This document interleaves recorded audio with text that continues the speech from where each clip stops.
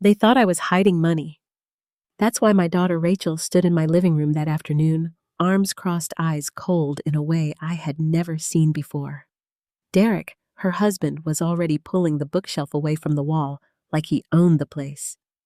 "You've been withdrawing thousands, Mom," Rachel said. "Where is it?" I didn't answer, because the moment Derek found the safe hidden behind the panel, everything was going to change. I looked straight at them and said quietly, "You think I'm hiding money? But you have no idea what you're about to open." If this story already has your heart racing, please take a moment to like this video and subscribe. It truly helps more than you know. And I'd love to hear from you. Where are you watching from today, and what time is it where you are? Sometimes knowing someone is out there listening makes telling the truth just a little easier. My name is Cole Winslow. I'm 62 years old, and until a few months ago, I believed I understood what family meant. I live in a quiet neighborhood just outside Columbus, Ohio. The kind of place where the lawns are always trimmed, the neighbors wave politely, and nothing ever really changes. For 35 years, that house was filled with laughter, arguments, burnt dinners, birthdays, and everything in between. It was filled with a life I thought was honest. A life I thought I knew. My husband, Thomas Winslow, built that life with me. He was steady, predictable, the kind of man who fixed things before they broke and rarely raised his voice. We met when I was 23, married by 25, and spent decades growing into people who didn't always agree, but always stayed. Or at least I thought we did. Thomas passed away 3 months ago. Heart failure, they said. But the truth is, his body had been giving up for years. It started small. Fatigue, breathlessness, skipped beats. Then came the hospital visits, the medications, the long nights, where I lay awake listening to his breathing, counting every inhale like it might be the last. When he finally went, it wasn't sudden. It was quiet. Almost too quiet. I remember sitting beside his hospital bed, holding his hand as the machines softened their sounds. The room smelled like antiseptic and something colder, something final. And in those last moments, when most people would say goodbye, Thomas said something else. Something I still haven't told anyone. The funeral was a week later. Rachel stood beside me the entire time, her hand wrapped around mine, squeezing a little too tightly. She's my only child. 40 years old, successful, married to Derek Hayes, a man who always seemed more interested in numbers than people. At the service, people said all the things people say. He was a good man. He loved his family. You were lucky to have him. And I nodded, smiled politely, thanked them, because that's what you do when the world expects you to grieve in a certain way. But something had already begun to shift. I noticed it first at the reception. Rachel and Derek sat across from me at one of the round tables, their voices low but focused. Not on memories, not on Thomas, on paperwork. "Mom," Rachel said gently, though there was an edge beneath it. "Have you had a chance to look at Dad's accounts?" "Yet?" I blinked at her. "Accounts?" Derek leaned forward, folding his hands like he was about to present a business proposal. "The savings, the retirement funds, insurance policies. It's important we understand what we're working with." Working with. The words felt strange, clinical, like my husband hadn't just been buried that morning. I hesitated. "I haven't gone through everything yet." Rachel nodded slowly, but her eyes didn't soften. "You should, Mom. These things can get complicated if you wait too long." Complicated. That word stayed with me. Over the next few days, the questions didn't stop. At first, they sounded reasonable. "Do you know how much is left in the joint account? Did Dad have any private investments? Have you spoken to a financial advisor yet?"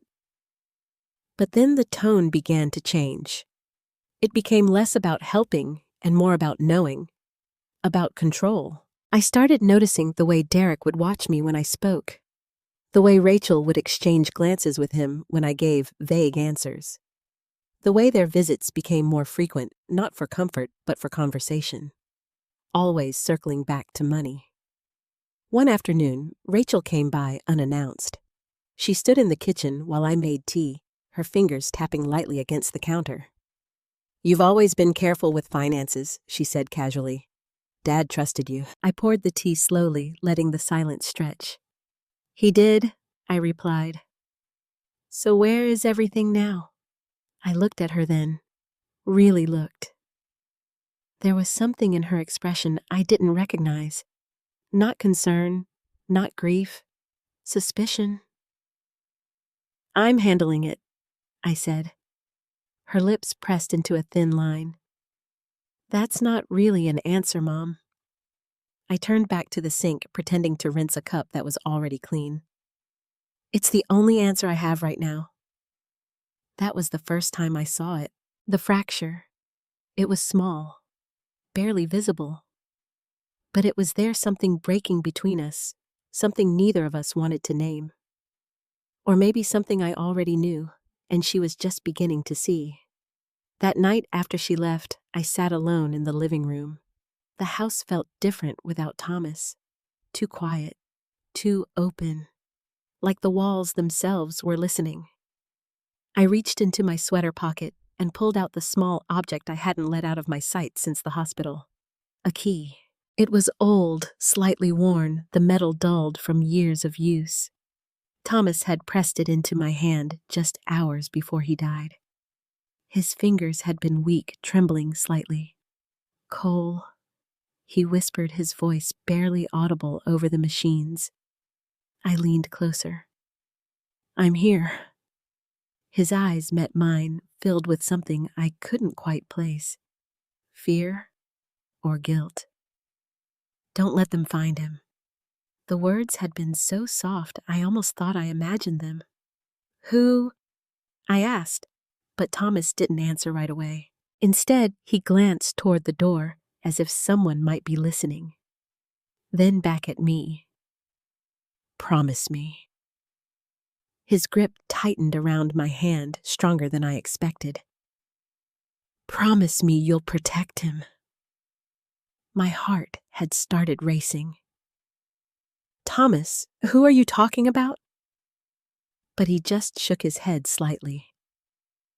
"No questions, just promise." And in that moment, with everything slipping away with the man I had loved for nearly 4 decades, looking at me like his entire world depended on it, I nodded. "I promise." He exhaled long and slow, like something inside him had finally settled.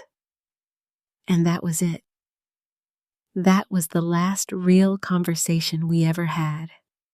A promise without answers. A secret without a name. I stared at the key in my hand that night, turning it over between my fingers. I didn't know who him was. I didn't know what I was protecting. But I knew one thing with absolute certainty. Whatever it was, Thomas had been willing to take it to his grave, and now, somehow, he had left it with me. The first time Rachel looked at me like I was a stranger, it didn't happen all at once. It happened in small moments. A pause that lasted a second too long. A question that sounded polite but felt like an accusation. A silence that carried weight instead of comfort. And then slowly, it became something else entirely. It started with the bank. I didn't think much of it at first. I had always handled our finances, even when Thomas was alive. Paying bills, managing accounts, making sure everything stayed in order, that had always been my responsibility. So when I began withdrawing money more frequently, it didn't seem unusual to me. But to Rachel, it did. She called me one Tuesday morning. "Mom," she said, her voice too casual. "Did you go to the bank yesterday?" I stood in the kitchen, staring out at the backyard, where Thomas used to sit every evening with his coffee. "I did," I answered. There was a brief pause on the other end. "Do you mind me asking why?" The question landed heavier than it should have. "I needed cash. I said simply, "For what?"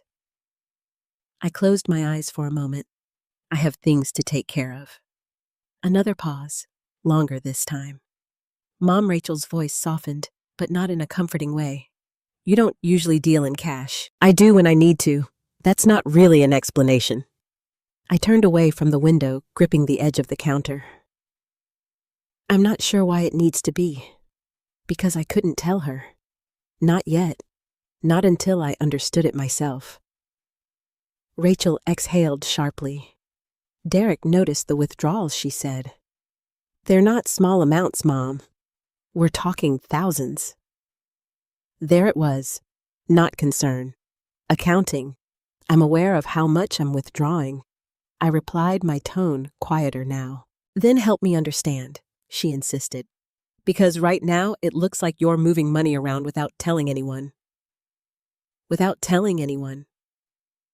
I almost laughed at that, as if my life had suddenly become a shared account. "I'm handling it," I said again, the same words I had used before. And just like before, they weren't enough. That afternoon, Derek showed up with her. They didn't call first. They didn't ask if it was a good time. They just arrived. Derek stood in the doorway, tall and composed, holding a folder under his arm like he was about to present evidence in a courtroom. Rachel walked in behind him, her arms crossed. "We need to talk," she said. I stepped aside and let them in. The air felt different the moment they entered, heavier, tighter, like the walls themselves were bracing for something.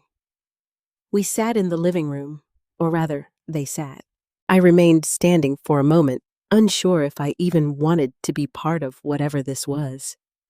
Derek opened the folder. Inside were printed statements, numbers, dates, my bank account. "I hope you don't mind," he said, though his tone suggested he didn't actually care if I did. "We just wanted to get a clearer picture." A clearer picture of me. "You went through my accounts?" I asked. Rachel shifted slightly, avoiding my eyes. "We had access, Mom. It's not like we broke into anything. That wasn't the point. It was never the point." Derek slid one of the papers across the table. "These withdrawals started about 6 weeks ago," he said. "They've been consistent, regular. That usually indicates some kind of ongoing commitment." I stared at the paper, but I didn't really see it. All I could see was Thomas' face in that hospital bed. "Don't let them find him." "What are you paying for?" Derek asked. His voice was calm. Too calm. "I told you," I said. "I have things to take care of." Rachel leaned forward. "Then tell me what they are." Her voice cracked slightly, and for a moment I saw something real in her eyes. Not suspicion, fear. "Because right now," she continued, "it looks like you're hiding money from your own family." There it was, the accusation finally spoken out loud. I felt something inside me tighten. "I'm not hiding money," I said slowly. "Then where is it going?" she demanded. I opened my mouth, and for a brief, dangerous moment, I almost told her everything. About the key, about Thomas's last words, about the promise I had made without fully understanding it. But then I remembered the look in his eyes, that quiet urgency, that fear. And I stopped. "I've made some private investments," I said instead. The lie tasted bitter the moment it left my mouth. Rachel blinked. "Investments?" Derek frowned slightly. "What kind of investments?" "Personal ones." "That's not a category," he replied. "It is for me." Silence filled the room, heavy, unforgiving. Rachel shook her head slowly. Rachel shook her head slowly. "You're not making any sense. I don't need to make sense to you," I said, my voice firmer now. Her expression changed instantly. like a switch had been flippy-dee. "Excuse me. This is my money, Rachel. Not making any sense. I don't need to make sense to you," I said, my voice firmer now. Her expression changed instantly, like a switch had been flipped. "Excuse me. This is my money, Rachel, and I'm your daughter, and am still allowed to make decisions without explaining every detail of my life." Her face flushed. "That's not what this is about?" "Then what is it about?" I asked. She hesitated, just for a second, but it was enough. "It's about trust," she said finally. The word hung in the air between us. Sharp, cutting, trust. I almost laughed again. "You think I'm the one breaking trust?" I asked quietly. Her eyes narrowed. "You're hiding something." And she was right. That was the worst part. She was absolutely right. But not in the way she thought. Derek gathered the papers, stacking them neatly. "If everything is legitimate," he said, "then there shouldn't be any issue with transparency." I looked at him. Really looked. And for the first time, I realized something I hadn't wanted to see before. This wasn't about helping. This wasn't about concern. This was about control. About knowing where every dollar went. About making sure nothing existed outside their understanding. "I'm not discussing this any further," I said. Rachel stood up abruptly. "So that's it? You just expect us to accept this? I expect you to trust me." She laughed, but there was no humor in it. "That's hard to do when you're acting like this? Like what?" "Like you have something to hide." The words echoed in the room, and again, she wasn't wrong.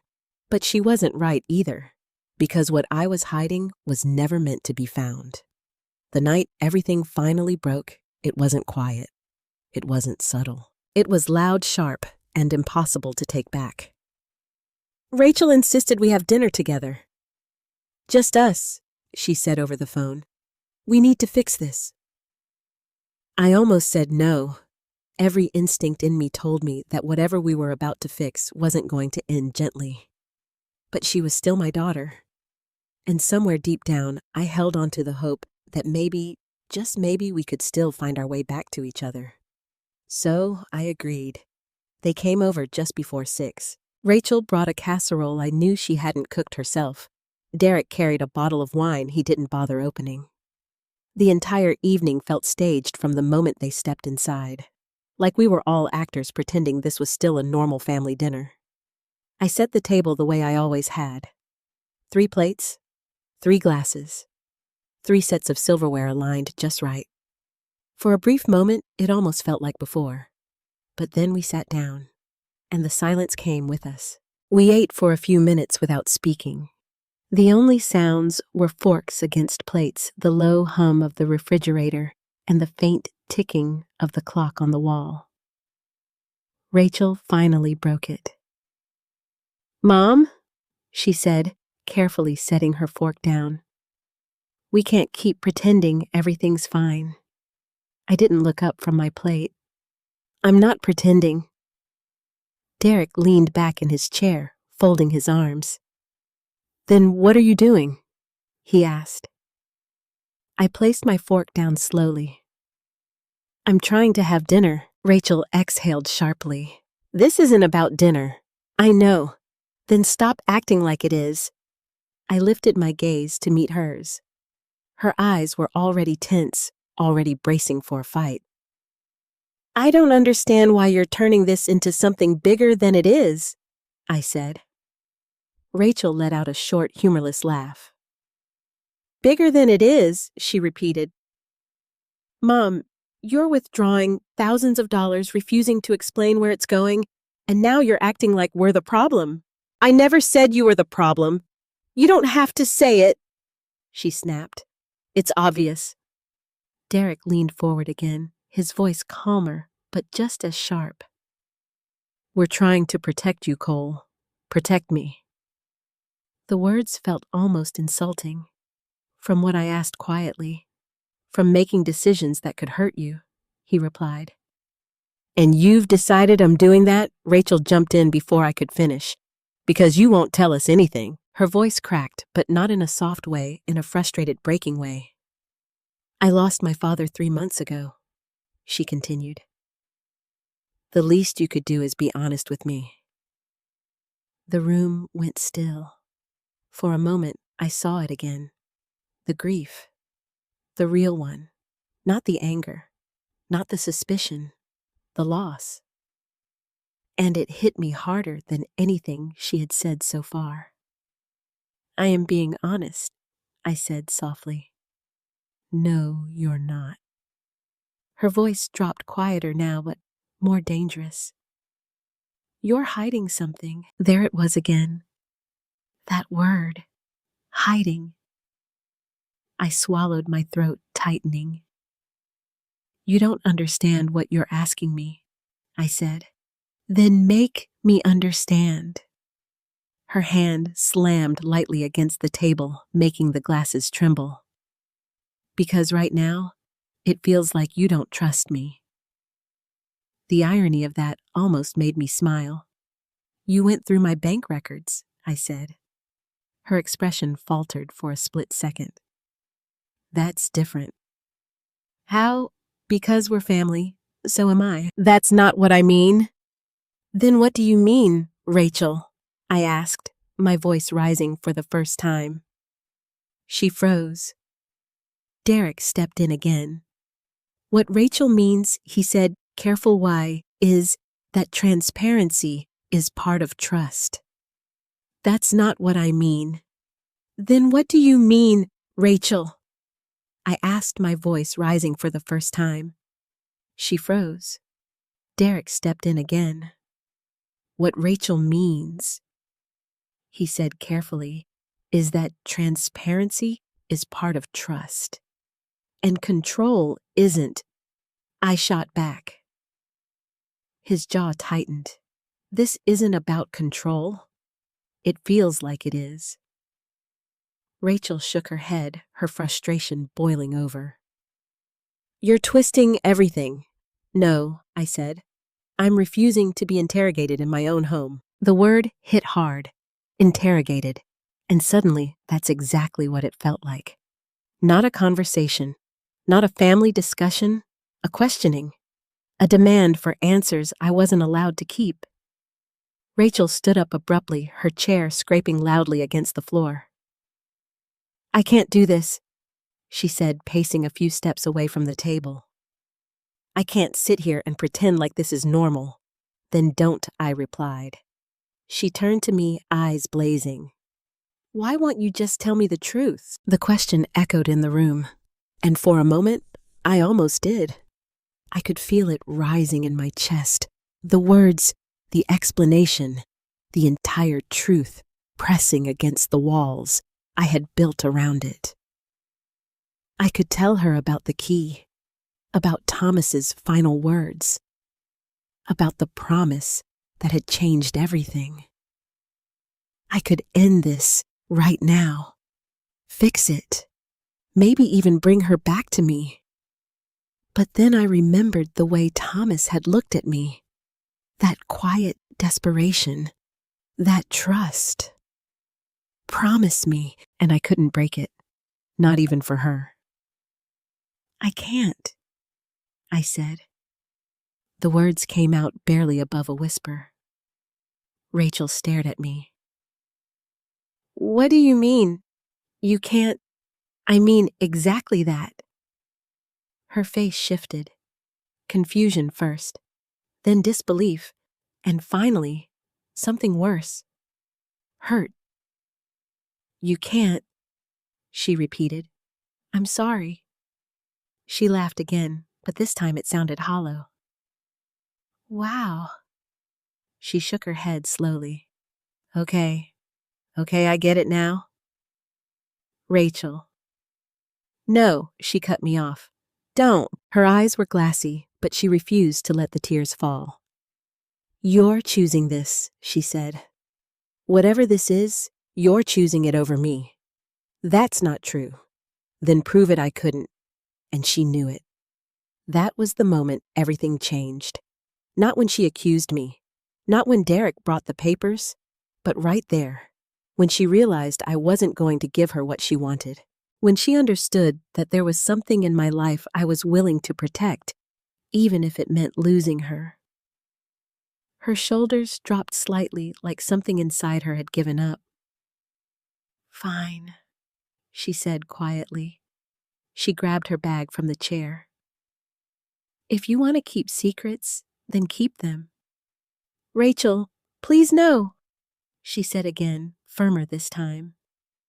Derek stood up beside her, placing a hand on her back. "We're done here," he said. They walked toward the door, and for a moment I just stood there, frozen. Because I knew if they left like this, something between us might never come back. "Rachel," I called out. She stopped, but she didn't turn around. "You think I don't trust you," I said. My voice trembled slightly. "But the truth is, I'm trying to protect something you don't even know exists." She let out a slow breath. "And that's supposed to make me feel better, no?" "Then what's the point?" I hesitated, and that hesitation said everything. Rachel nodded faintly. "Yeah," she whispered. "That's what I thought." And then she walked out. The door closed behind her with a soft click, but it felt louder than any slam. Because in that moment, I didn't just lose the argument. I lost my daughter. After Rachel walked out that night, the house didn't just feel empty. It felt exposed, like something invisible had been torn open, and now everything I had tried so carefully to hold together was slipping through my hands. I didn't clean the table right away. The plates sat where we had left them, half-eaten food, glasses untouched. The quiet aftermath of something that hadn't just been a disagreement. It had been a fracture. I stood there for a long time staring at Rachel's chair, the one she had pushed back so abruptly, the one she might not sit in again. And slowly, my mind drifted back to the place where all of this had truly begun. The hospital. It had been late, too late for visitors, but no one had the heart to send me home. The hallway lights were dimmed, casting long shadows across the floor.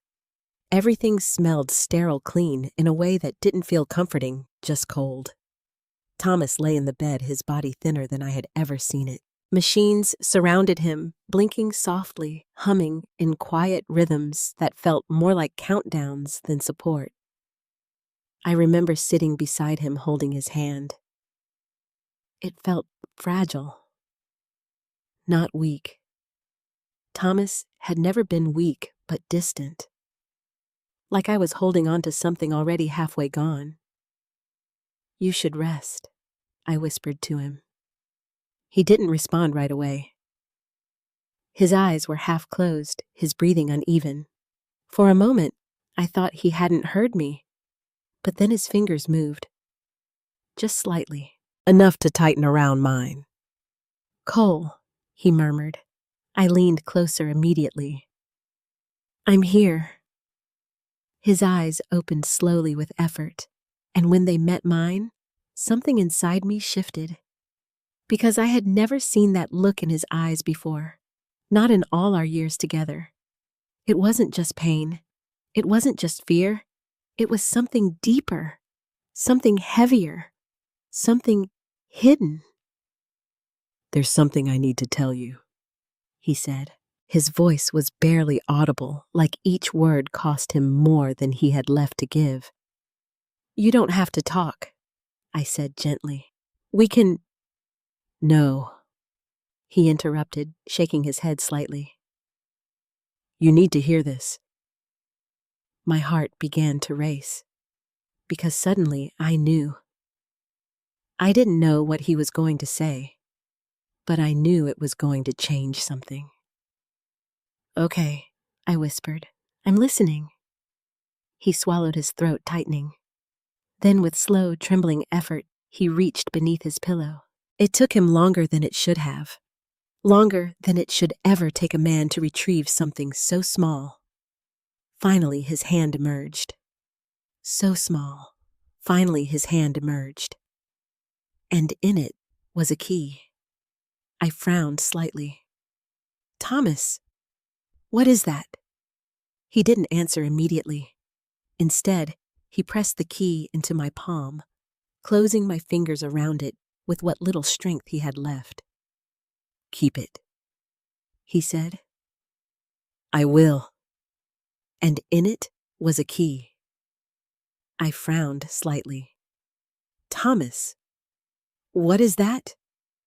He didn't answer immediately. Instead, he pressed the key into my palm, closing my fingers around it with what little strength he had left. "Keep it," he said. "I will," I replied softly. "But what is it for?" His eyes flickered toward the door. Just for a second. But it was enough. Enough to make my stomach tighten. "Don't let them find him." The words were so quiet, I almost missed them. "Who?" I asked, my voice barely more than a breath. "Thomas." Enough to make my stomach tighten. "Don't let them find him." The words were so quiet, I almost missed them. "Who?" I asked, my voice barely more than a breath. "Thomas, who are you talking about?" He looked back at me, and this time the fear was undeniable. "Promise me," he said. His grip tightened again, stronger than before, like this was the last thing he needed to hold on to. "Promise me you'll protect him." My mind raced. Questions collided in every direction. Who? What? Why? "Thomas, I don't understand." "Promise me," he repeated, more urgent now. The machines beside him beeped slightly faster, reacting to the strain. I felt tears rising in my eyes, because I could see it. The desperation, the need. Whatever this was, it mattered to him more than anything else in that moment, more than comfort, more than goodbye. And I didn't have time to question it. Not anymore. "I promise," I said. The words came out shaky, but they were real. "I promise." His body relaxed almost instantly, like something inside him had finally let go. His grip loosened, his breathing slowed, and for the first time that night, he looked at peace. "Thank you," he whispered. I leaned closer again, my heart pounding. "Thomas, please, tell me who he is." For a second, I thought he might. His lips parted slightly, his eyes focusing on mine like he was trying to find the strength for one more truth. But then, he shook his head. "No time," he murmured. And just like that, the moment passed. The machine softened. His hand slipped from mine, and the man I had built my entire life with was gone. I sat there for a long time after. Long after the nurses came in. Long after they said the words no one ever forgets. Long after the room emptied. The key was still in my hand. Cold. Heavy. Real. I remember staring at it, trying to make sense of everything that had just happened. "Don't let them find him." The words echoed in my mind over and over again. Him. Not it. Not something. Someone. But who? And why had Thomas never told me? That question hurt more than anything else. Because for 35 years, I believed we shared everything. Every struggle. Every decision. Every truth. Or at least I thought we did. But now, sitting alone in that hospital room holding a key that opened something I didn't understand, I realized there had always been a part of his life I never saw, a part he kept hidden, even from me. When I finally got home that night, I didn't go to bed. I couldn't. Instead, I walked straight into the living room, to the bookshelf, the one Thomas had built himself years ago. Solid oak, heavy, unmovable. Or at least, that's what I had always believed. Until I noticed something different. A small seam in the wall behind it, barely visible. Something I had never paid attention to before. My heart started pounding. Slowly, carefully, I pushed the shelf aside. And there it was. A panel. Hidden in plain sight. My hands trembled as I reached for it. For the key. For the truth Thomas had left behind. For the thing he had trusted me to protect without ever explaining why. I hesitated, just for a moment, because I knew whatever was behind that panel, whatever I was about to uncover, there would be no going back. But I had already made a promise, and promises like that, they don't come with conditions. They come with consequences. So I took a breath, and I turned the key. I didn't sleep that night. Not after I opened the panel, not after I saw what Thomas had left behind. The space behind the wall wasn't large, but it was carefully built, deliberate. Inside, there were documents envelopes and a small metal lockbox. Everything was neatly organized almost obsessively, so like Thomas had prepared for the moment I would find it. At first, I didn't understand what I was looking at. Medical forms, payment receipts, legal documents with names I didn't recognize. And then I saw it. A photograph. A boy. Maybe 8 or 9 years old. Thin pale with dark hair and eyes that seemed too serious for his age. He was sitting in what looked like a hospital bed, a faint smile on his face, as if someone had told him to hold still, just long enough for the picture. My hands trembled as I picked it up. On the back, in Thomas's handwriting, were 2 words. Noah Bennett. That was the moment everything inside me shifted. Because suddenly, Thomas's last words weren't abstract anymore. Don't let them find him. Him had a face. I spent the rest of the night going through every document in that hidden compartment. Each page added another piece to a story I had never known existed. Noah Bennett, born 9 years ago. Medical history complicated, severe. There were terms I didn't fully understand, but I didn't need to.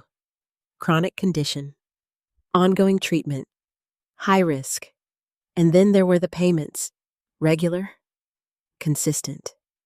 Years of them, all signed directly or indirectly by Thomas. My breath caught in my throat. This wasn't recent. This wasn't something that had started near the end. This had been going on for years. A secret life. A hidden responsibility. A child. I sat there in the dim light of the living room, surrounded by evidence of a truth that rewrote everything I thought I knew about my husband. He had been supporting this boy, protecting him, all this time, without telling me.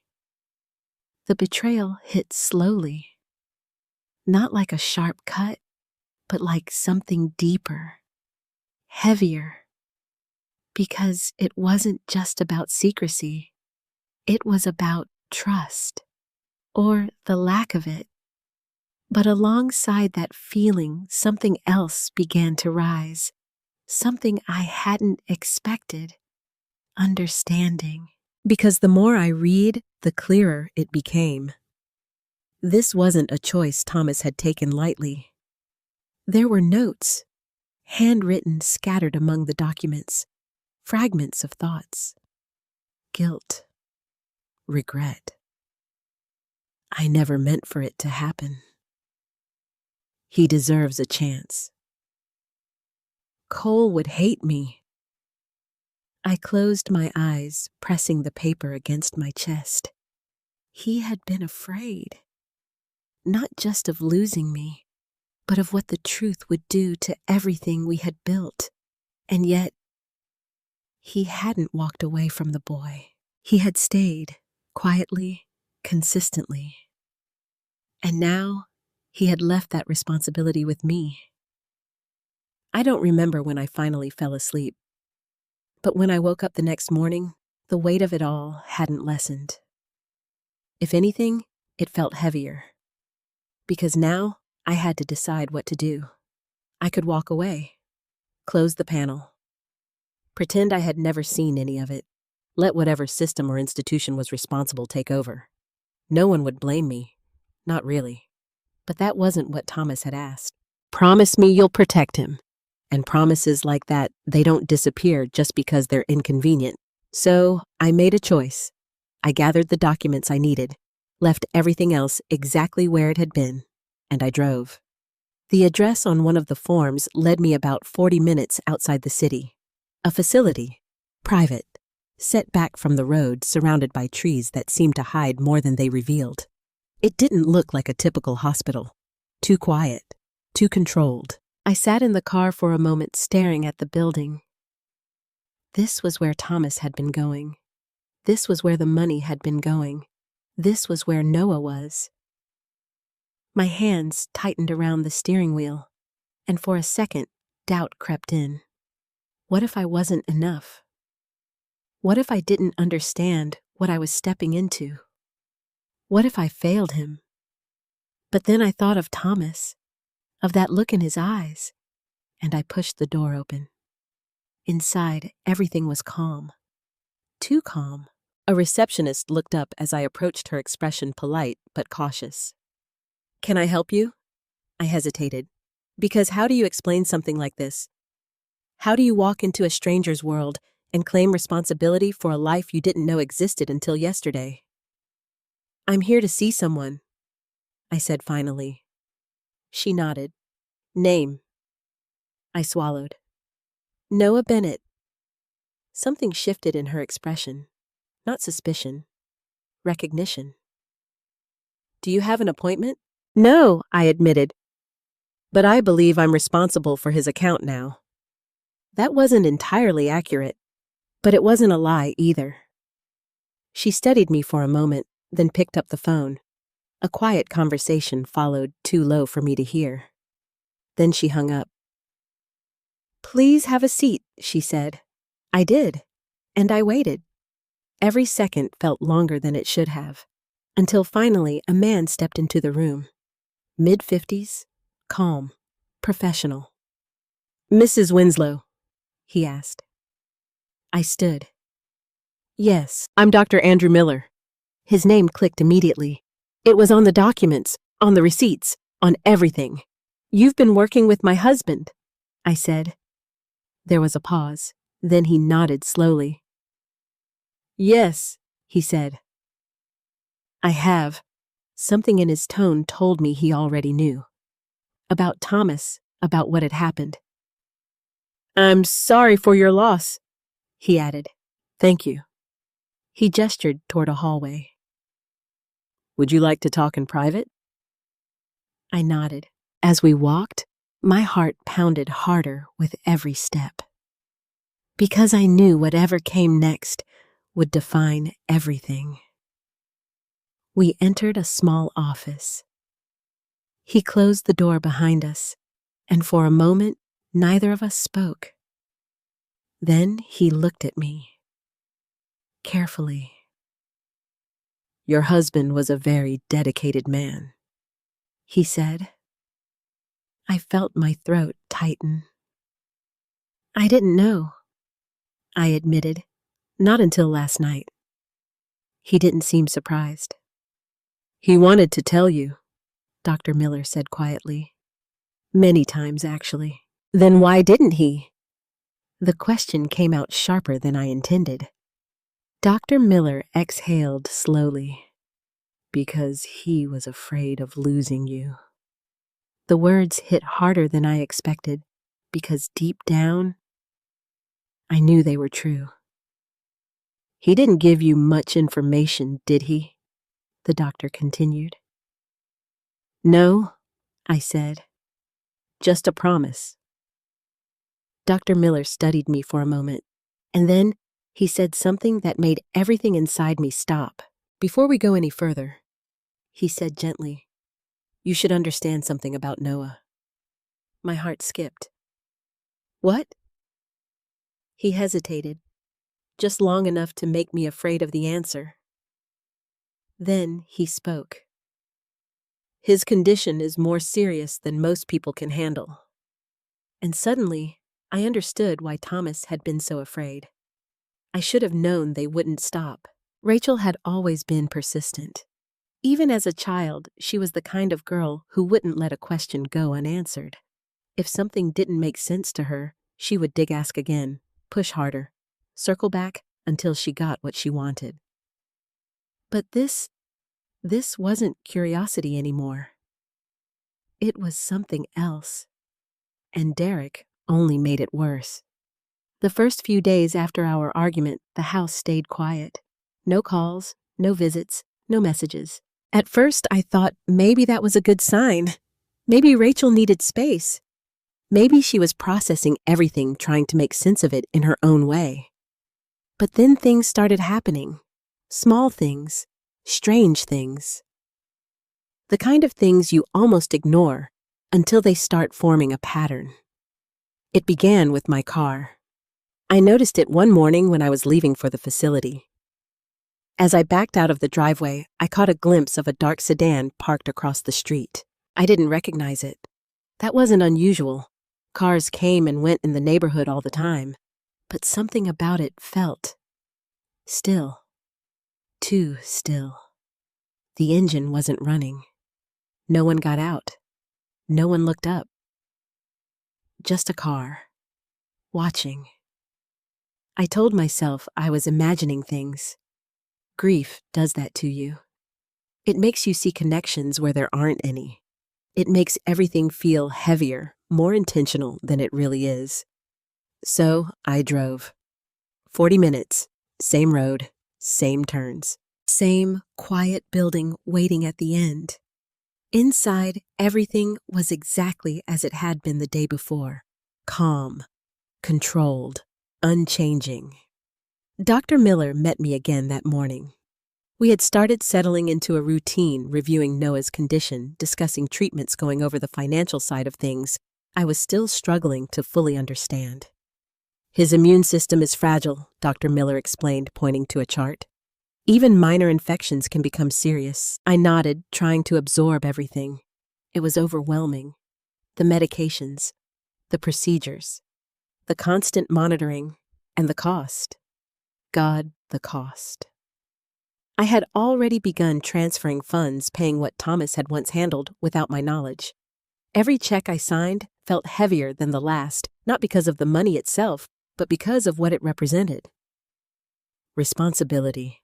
A life depending on it. Can I see him today? I asked. Dr. Miller hesitated. That hesitation still made my stomach tighten every time. For a short visit, he said finally, but we need to be careful. I nodded. Careful. Everything about Noah's world required that word.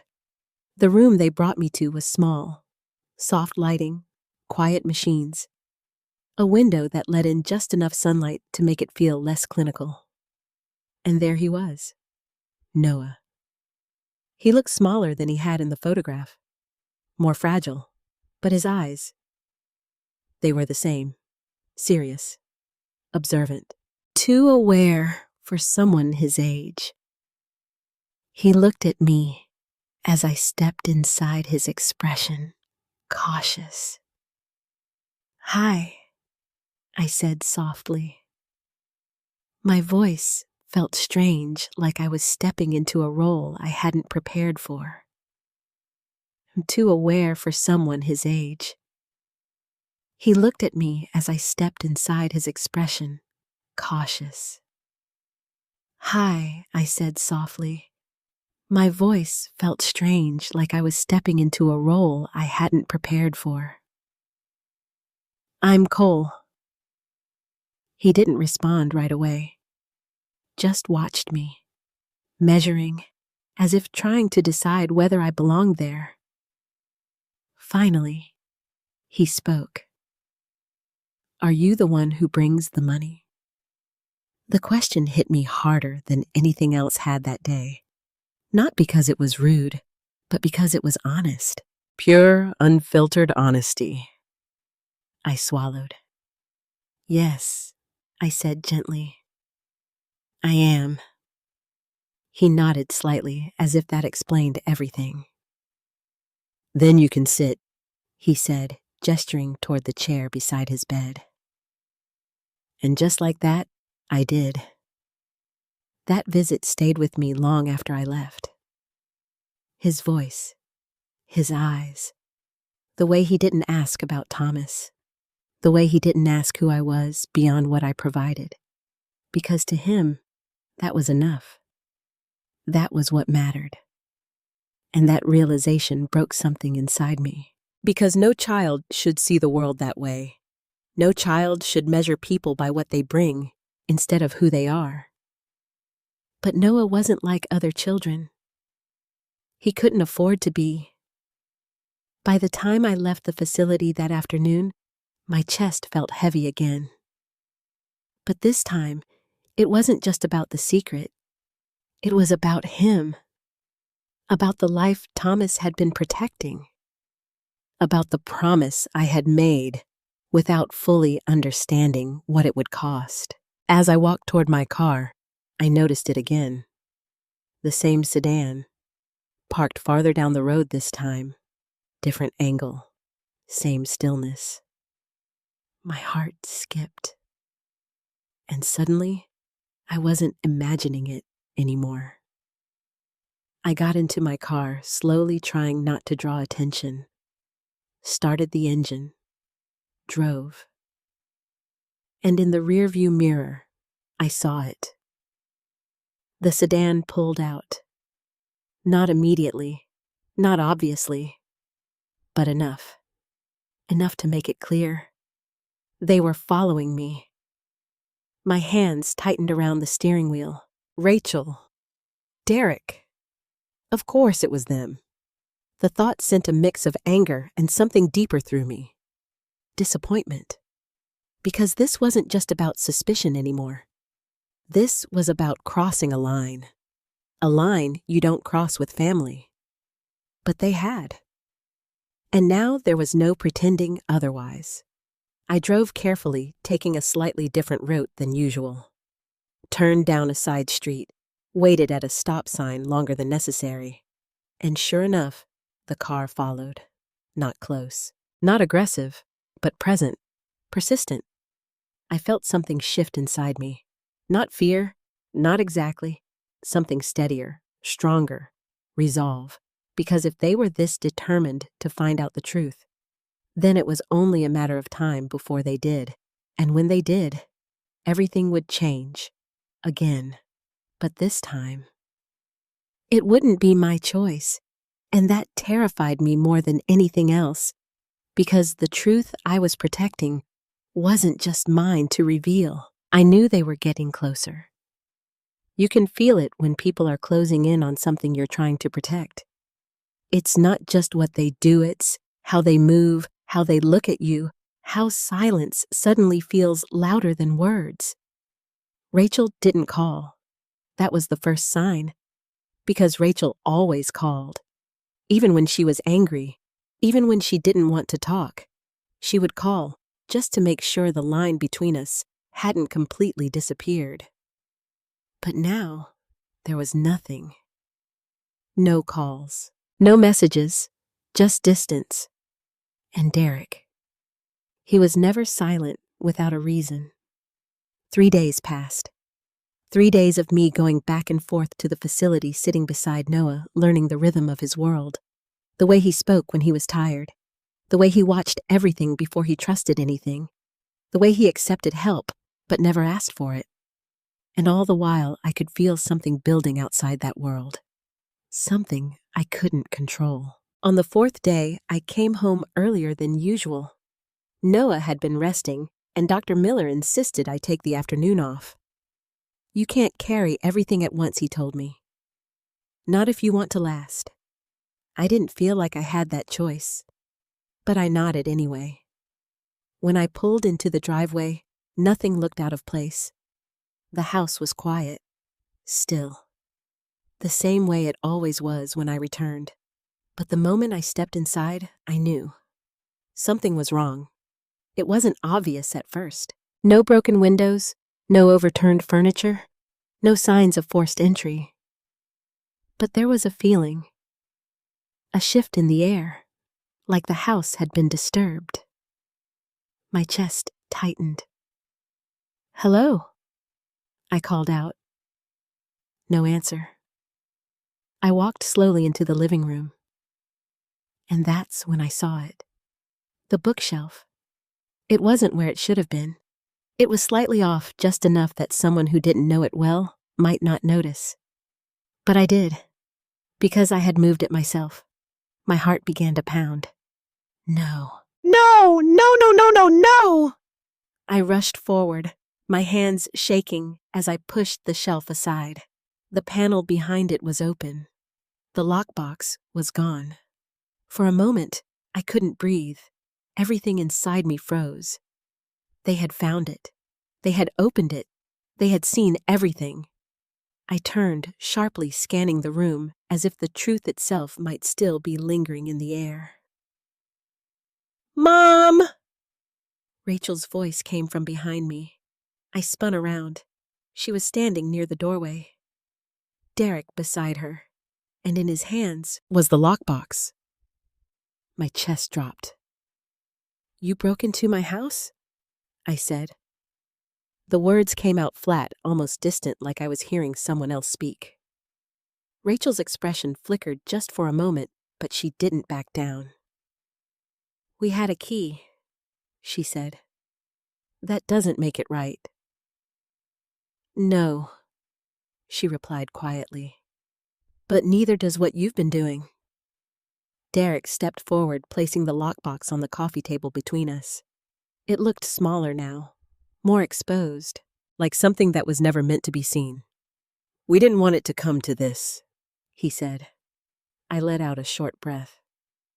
"That's not true." He didn't respond, because we both knew it wasn't. Rachel crossed her arms, her eyes locked onto mine. "Do you want to explain?" she asked. I looked at the box, then back at her. "No." The word surprised even me, but once it was out, I couldn't take it back. Her face hardened instantly. "Seriously? You already opened it." "That's not the point." "Then what is the point?" I snapped. "The point is, you've been lying to us." "I haven't lied. You said it was investments. It is just not the kind you think." "Then what kind?" "Mom?" Her voice cracked again, but this time there was anger behind it. Sharp, raw, unfiltered. Derek opened the box. Slowly, deliberately. Inside, the contents were exactly as I remembered. The documents, the receipts, the photograph. Rachel's eyes dropped to it immediately. She picked up the picture, her fingers trembling slightly. "Who is this?" she asked. Her voice had changed. Less aggressive, more uncertain. I didn't answer. I couldn't. Not like this. Not in this moment. Rachel looked up at me, confusion now mixing with frustration. "Mom, who is this boy?" I swallowed. My throat felt tight. "He's someone your father was helping," Derek repeated. For 9 years, Rachel flipped the photograph over, reading the name aloud. Noah Bennett. The room went still. Even the air felt like it had stopped moving. "You've been sending money to a child?" she asked. "Yes, for years, why our father did, and now you are." "Yes." Noah Bennett. The room went still. Even the air felt like it had stopped moving. "You've been sending money to a child?" she asked. "Yes. For years. Your father did, and now you are." "Yes." Rachel shook her head slowly, like she was trying to piece together something that didn't fit. Why, she whispered. The question hung there, heavy, fragile, and this time I couldn't avoid it. "Because he asked me to," I said. Derek frowned. "That's it. That's your explanation." "No," I said quietly. "It's the truth." Rachel stared at me, her eyes searching my face for something, anything that would make this make sense. "Is he?" She hesitated. "Is he Dad's son?" The question hit like a blow. I felt it, physically, in my chest, in my stomach, in every part of me that had already asked that same question alone. "I don't know," I said honestly. Rachel blinked. "What do you mean you don't know?" "I mean, I don't know." Derek let out a breath, rubbing his forehead. "This doesn't make any sense." "No," I said. "It doesn't." Rachel's voice dropped softer, doesn't? Rachel's voice dropped softer now, but more dangerous than before. "You're telling me Dad had a secret child, and you're just okay with that?" "I didn't say that." "Then what are you saying?" I stepped closer to her, lowered my voice. "I'm saying now, but more dangerous than before. You're telling me Dad had a secret child, and you're just okay with that." "I didn't say that." "Then what are you saying?" I stepped closer to her, lowered my voice. "I'm saying, whatever this is, it mattered enough for him to ask me to protect it." Rachel's eyes filled with something I hadn't seen before. Not anger, not suspicion. Something deeper. Betrayal. "He didn't trust us," she said. The words cut deeper than anything else she had said. "Maybe he was trying to protect you," I replied. "From what?" The truth I didn't answer. Because sometimes the truth is exactly what people need protection from. Rachel looked down at the photograph again. At Noah. At the life that had existed alongside ours without us ever knowing. And slowly, her expression changed. Not to acceptance, not yet, but to something closer to realization. "This is why you've been withdrawing money," she said. "Yes, this is what you've been hiding." "Yes." "And you were just going to what? Keep doing this forever if I had to?" She looked up at me sharply. Even if it meant losing me, the question landed hard. Because now it wasn't hypothetical anymore. It was real. It was happening. And I didn't have an answer that wouldn't hurt her. So I told her the only truth I had left. Yes. The silence that followed was heavier than anything that had come before. Rachel didn't speak again right away. After I said yes, after I admitted that I would choose this secret, this responsibility, even if it meant losing her, something inside her seemed to shut down. Not explode, not argue, just close. She looked at me like I was someone she didn't recognize anymore. And in a way, maybe I wasn't. Derek was the first to move. He cleared his throat, stepping slightly in front of Rachel as if positioning himself between us. "This has gone far enough," he said. "Us." "This has gone far enough," he said. I let out a quiet breath. "No," I replied. "It hasn't." His jaw tightened. "You're financially entangled in something you don't understand. You're sending large sums of money to a private facility for a child you've never met." I let out a quiet breath. No, I replied. It hasn't. His jaw tightened. You're financially entangled in something you don't understand. You're sending large sums of money to a private facility for a child you've never met. I've met him. The words cut through his sentence. Rachel's eyes snapped back to mine. You what? She asked. I've met him, I repeated. The silence that followed was immediate, sharp, charged. Since when? She demanded. Since the day after I found out, and you didn't think to tell me. Her voice rose again, but now it carried something more fragile beneath it. I couldn't. You couldn't, she repeated. Or you wouldn't. I didn't answer right away. Because the truth was, it was both. Rachel let out a breath that sounded almost like a laugh, but there was no humor in it. Wow, she whispered.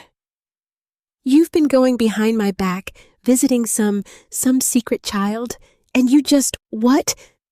Expected me to never find out. I expected to handle it. I said, that's not your decision to make. It is when it's my responsibility. And what about me? She shot back. Do I just not matter anymore? The question hit harder than anything else she'd said. Because it wasn't angry. It was wounded. You matter, I said quietly. Then why does it feel like you're choosing him over me? I hesitated, and that hesitation was enough. Rachel stepped back slightly, shaking her head. Unbelievable. Derek reached into the lockbox again, pulling out a stack of documents. I've looked through these, he said. Medical records, payment histories, legal paperwork. This isn't just charity coal. This is long-term, high-level financial involvement. I know. Do you? He pressed. Because based on these numbers, you could burn through your savings within a few years. I've already considered that. Rachel stared at me. You're willing to lose everything for this? She asked. For him, I said. Her eyes filled again, but this time she didn't try to hide it. Why? She whispered. Why him? The question lingered, and for the first time I realized I had an answer. Not a logical one, not one that would satisfy Derek, but something deeper, because no one else will, I said. Rachel blinked. What, this isn't a situation where there are backup plans? I continued. There isn't a long line of people waiting to take responsibility. Your father knew that. That doesn't mean it has to be you. It does, I said firmly, because I promised him. Rachel's frustration broke through again. Mom, that's not how life works. You don't just take on something this big because of a promise. Yes, you do. The words came out stronger than I expected, because deep down, I knew they were true. Rachel stared at me. You're not thinking clearly, she said. I am.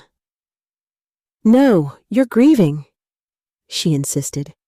You're vulnerable, and you're making decisions you can't take back. I've never been more clear about anything. Derek stepped forward again, his tone shifting, more controlled, more calculated. If you continue this, he said, there could be legal consequences.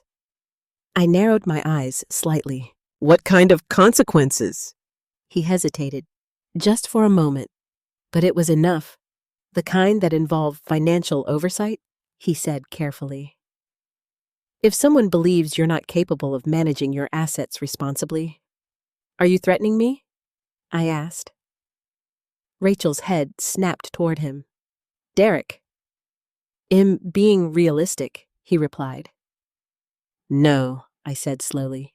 You're crossing a line. He held my gaze. That line was crossed when you started hiding thousands of dollars. And you think this fixes it?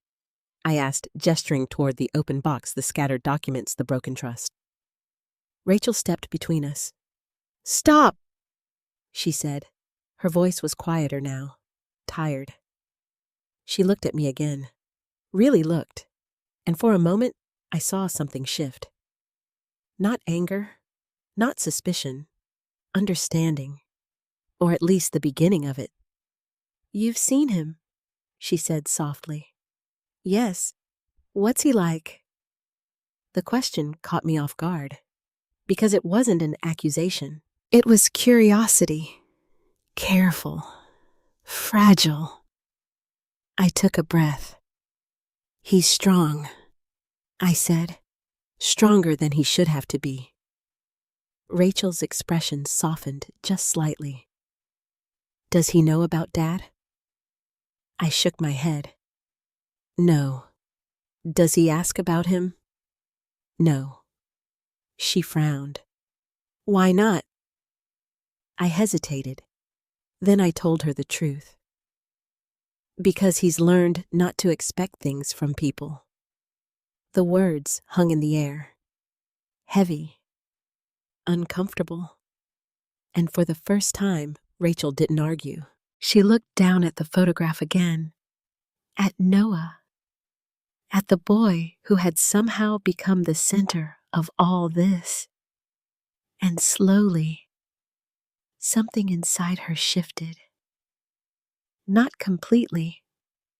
Not enough to fix everything, but enough to change the direction. "I want to see him," she said. The words were quiet, but they hit like a shockwave. Derek immediately shook his head. "That's not a good idea." Rachel ignored him. She kept her eyes on me. "I need to understand," she said, "because right now, I don't." My heart tightened. Because this was the moment everything could either break completely or begin to heal. But it was also dangerous. Because bringing her into that world meant risking everything Thomas had asked me to protect. "He's not like other kids," I said carefully. "I know." "No," I replied gently. "You don't." She stepped closer. "Then show me." I hesitated, because this wasn't just about trust anymore. It was about exposure, about risk, about whether the truth could survive being seen by more than one person. But then I looked at her. Really looked. And I saw it. Not the anger, not the suspicion, but the daughter I had raised. The one who needed answers, not control. And slowly I nodded. "Okay," I said. Rachel exhaled like she had been holding her breath for days. "Thank you." Derek didn't look convinced, but for the first time, this wasn't his decision. This was between me and her. And as I looked at the photograph one more time, at Noah, I realized something I hadn't allowed myself to admit before. This wasn't just about protecting him anymore. It was about what that protection was going to cost, and how many people it was going to change along the way. The drive to the facility was quieter than I expected. Rachel sat in the passenger seat, her hands folded tightly in her lap. She hadn't said much since we left the house. Not because she didn't have questions, but because she had too many. Derek followed us in his own car. Of course he did. Even when something wasn't his decision, he still found a way to stay involved. I didn't argue. At this point, there was no controlling the situation anymore, only guiding it. Rachel finally spoke when we were halfway there. "Does he know you're bringing me?" "No. Should he?" I glanced at her briefly before returning my eyes to the road. I don't know. That was the truth. Nothing about this felt certain. Nothing about this felt safe. Rachel nodded slowly, absorbing that. "I don't want to scare him," she said quietly. "You won't," I replied.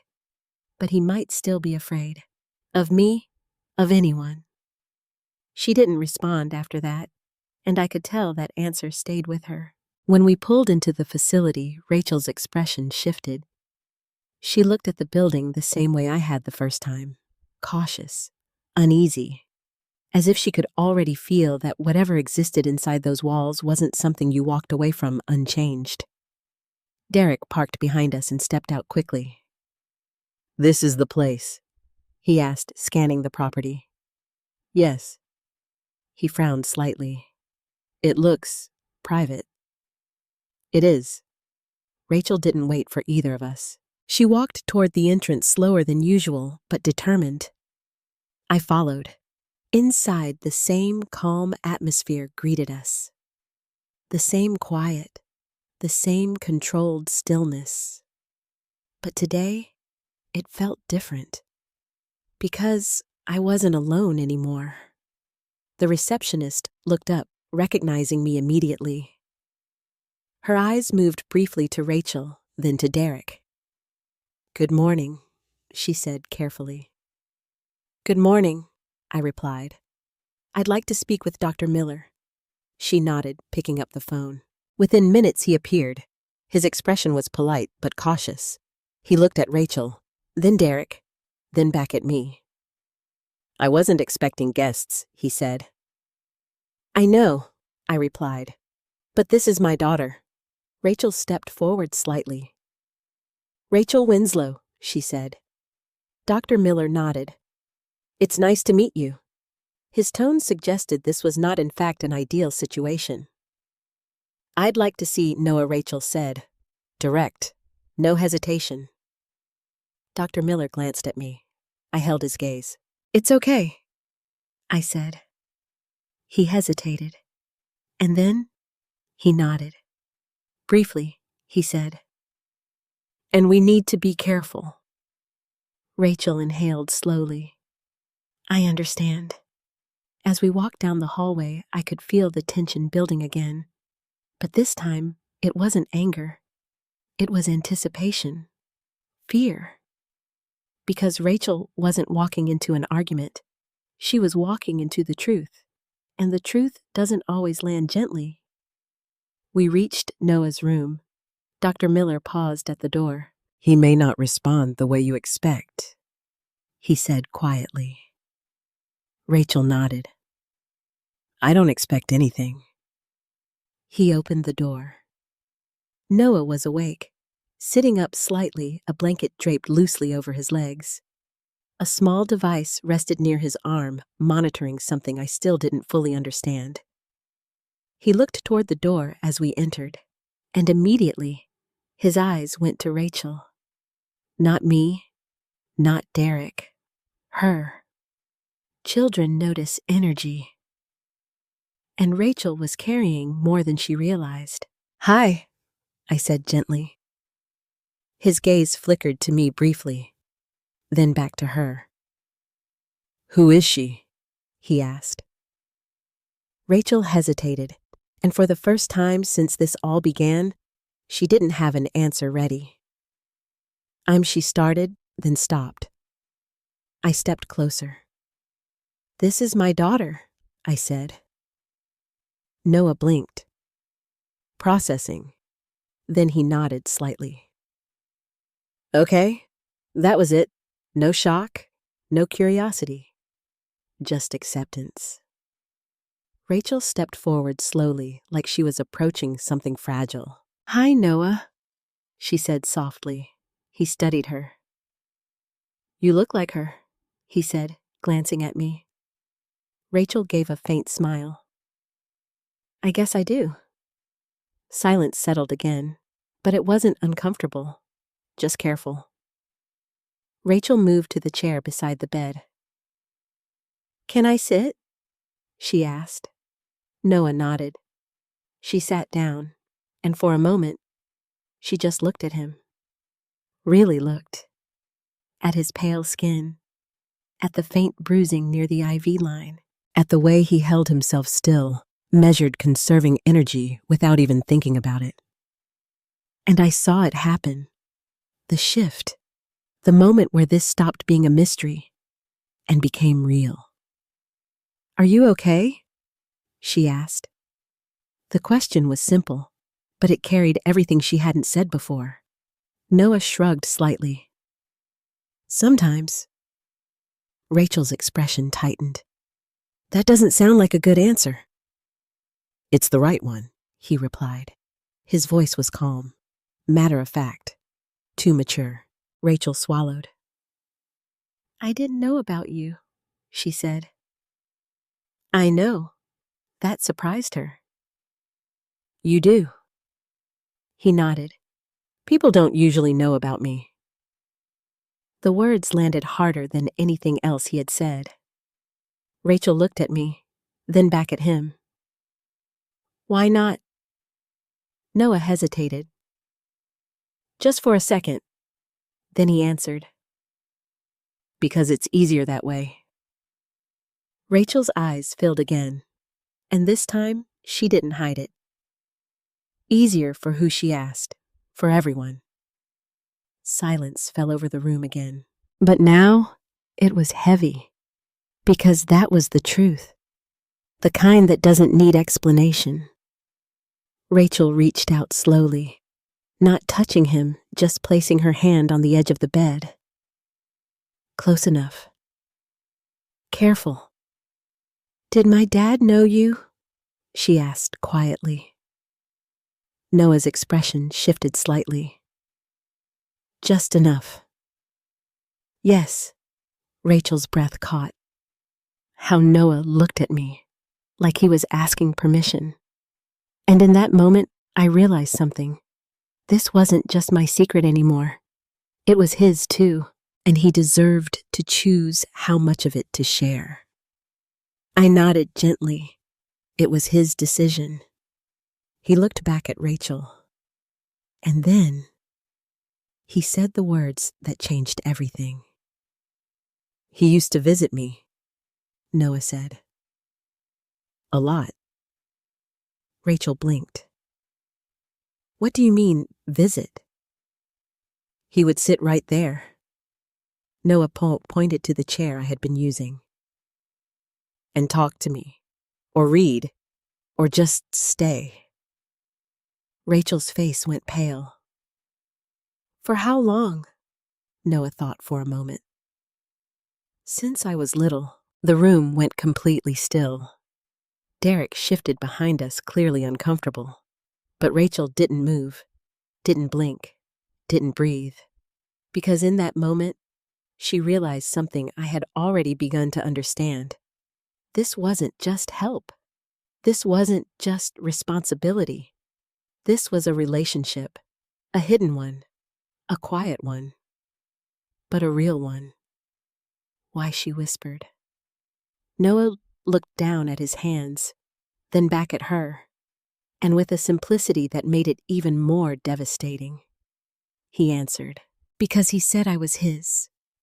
The words hit like a shockwave, and Rachel broke. Rachel didn't scream. She didn't collapse. She didn't even move right away. She just stared at Noah, like the world had tilted and she was trying to find something solid to hold on to. But nothing felt stable anymore. You're his, she whispered. Noah nodded simply. He said that, yes. How Rachel's voice cracked. How are you? His. The question was fragile, careful, like she was afraid of the answer but needed it anyway. Noah hesitated again, not because he didn't know, but because he was choosing his words. I don't know everything he said quietly, but I know he came when I was little. Rachel swallowed hard. How little? 4. Maybe younger. The room seemed to shrink. 4. That meant 5 years ago. 5 years of visits. 5 years of a life happening alongside ours, and none of us knew. Derek shifted behind us again, finally stepping forward. This doesn't prove anything, he said, though his voice lacked its usual certainty. Kids say things. They misunderstand. Noah looked at him calmly. I don't misunderstand, he said. There was no anger in his tone, no defensiveness, just quiet clarity. Derek opened his mouth to respond, but Rachel lifted her hand. Stop, she said, not loudly, but firmly enough that he did. She stood slowly, stepping closer to Noah's bed. Her eyes scanned his face, searching, comparing, trying to find something, anything that connected him to the man she had known her entire life. "I don't see it," she whispered. Noah tilted his head slightly. "See what my dad," she said. He nodded. "You wouldn't." That answer confused her. Why not? Because he said it wasn't like that. Rachel frowned. "What do you mean?" Noah glanced at me again. And this time, I saw it. The uncertainty. The question. He wasn't just sharing information anymore. He was stepping into something bigger than he had expected. I stepped closer. "It's okay," I said gently. "You can tell her." He wasn't just sharing information anymore. He was stepping into something bigger than he had expected. I stepped closer. "It's okay," I said gently. "You can tell her." He looked back at Rachel, then down at his hands. Then he spoke. "He said he wasn't my father," Noah said. Rachel froze. "What?" "He said I didn't come from him." The tension in the room shifted instantly. Derek's posture changed.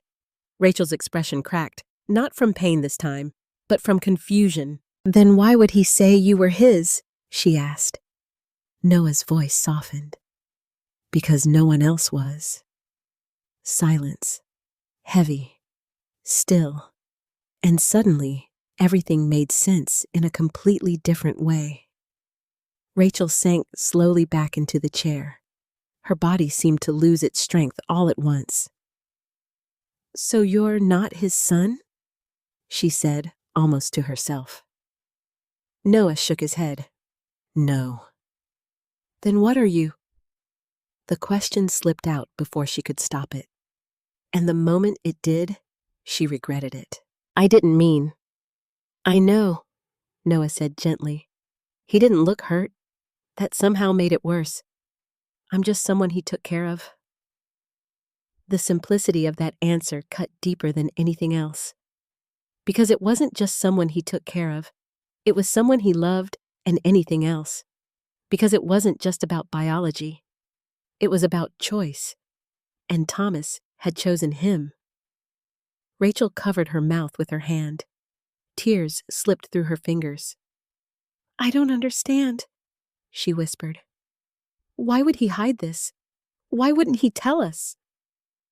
I felt my chest tighten again, because I had asked myself the same question over and over. "He thought you wouldn't accept it," I said quietly. Rachel looked at me. "That's not true." "Are you sure?" She opened her mouth to argue, then stopped. Because the truth was, she wasn't sure. Not anymore. Derek crossed his arms. "This still doesn't explain the level of involvement," he said. "The money, the secrecy. There's more to this." He was right. There was, and I had known it for days. But hearing Noah say those words, hearing the truth from him, changed everything.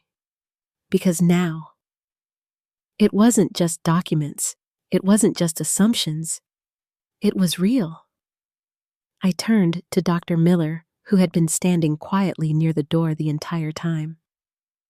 "You knew," I said. He didn't deny it. "Yes." Rachel looked at him sharply. "You knew my father wasn't his father." "Yes." "Then why didn't you tell us?" His expression softened.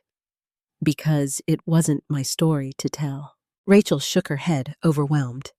"Then whose is it?" Dr. Miller stepped forward slowly. "Noah's," he said, "and your father's." Rachel let out a breath that sounded almost like defeat. "He's gone?" Rachel shook her head, overwhelmed. "Then whose is it?"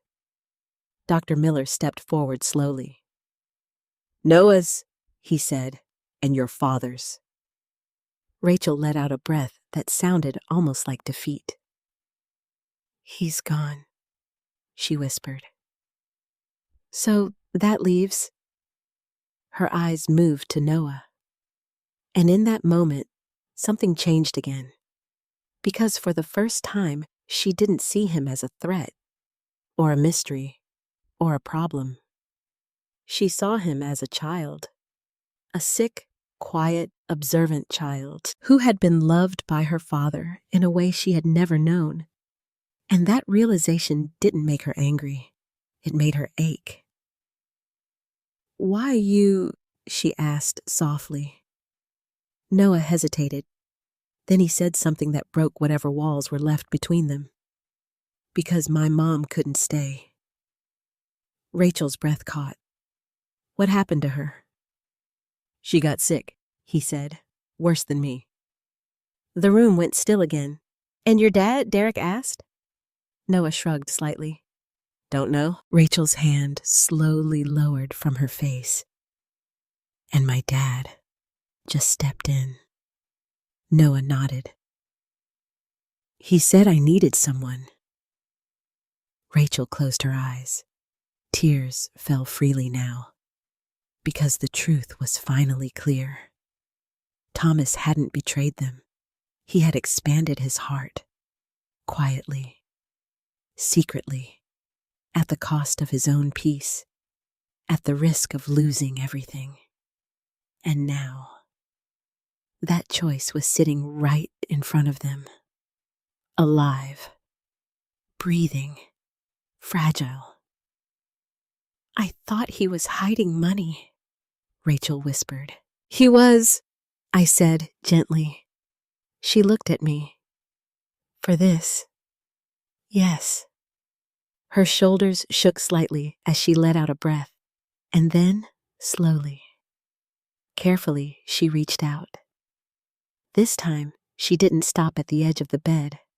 Her hand moved forward and rested gently on Noah's.